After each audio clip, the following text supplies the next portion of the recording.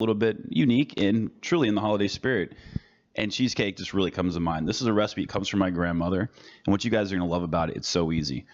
Right there, we've got 2 packets of cheesecake, and we put in 2 eggs.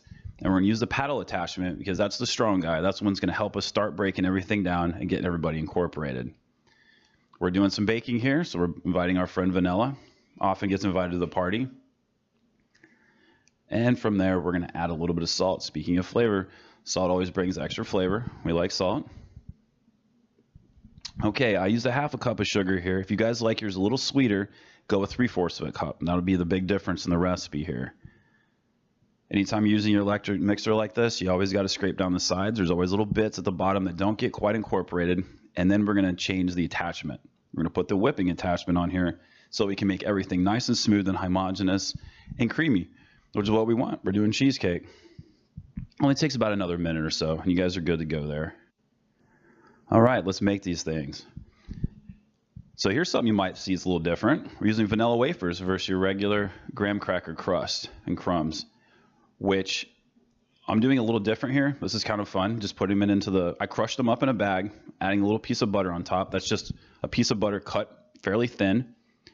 If you wanted to do it traditional way, you can take the crackers into a bowl and then add small little cuts of butter there and use your fingers and pinch it all in. That'd be a more traditional way of doing it. But I was trying to do something a little different, and it worked out. It really did.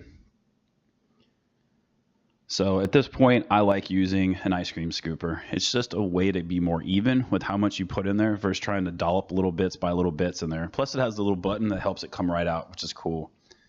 We're going to repeat the same process. These are the little mini ones.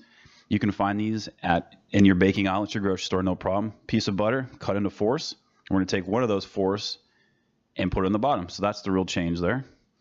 They take about 20 minutes. Just keep an eye on them. Start checking about 15 minutes. You want it to where they're almost starting to brown, but they haven't quite gotten to the brown on the top part. They cool down, they go in the refrigerator, and you'll see they peel out really easily there. No problem. So for your buffet style Christmas party, these little guys are perfect because your friends and your family can come up and just pick a little one up, or 2 or 3, whatever they're feeling like. If you're having a dinner and you're sitting down, the larger ones work. And nowadays, everybody likes their own individuals, which is really trendy right now.